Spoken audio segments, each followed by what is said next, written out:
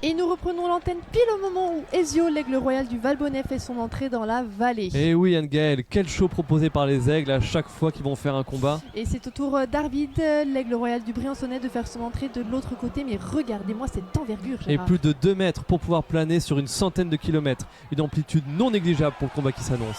Et d'ailleurs, c'est Ezio qui monte en premier sur le ring. Cela fait 3 jours qu'il n'a pas mangé. Le public est en feu. Et Ezio fait partie des rapaces qui font peur et il va essayer de faire peur. Et d'ailleurs, on vous rappelle qu'il y a une carcasse de renard en jeu.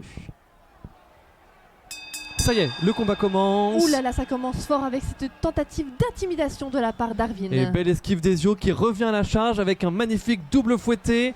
Oh là là, la réplique d'Arvin, ça va très vite en face. Ah oui, c'est propre, c'est très propre. Mais qu'est-ce qui se passe? Ah, on dirait que les fans d'Arvin font de l'anti-jeu et viennent affaiblir Ezio. Ah non, c'est honteux et Arvin en profite. Mais quelle esquive d'Ezio par contre, quel style épuré.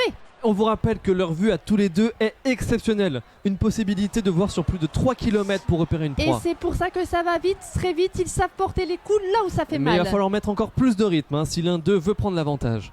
Ouh, Oh. le crochet du gauche, quelle vitesse d'aile exceptionnelle. Je crois qu'Ezio vous a entendu, Ah, mais Gérard. quel hein. combat! Oh, et le deuxième direct du gauche de la part d'Ezio.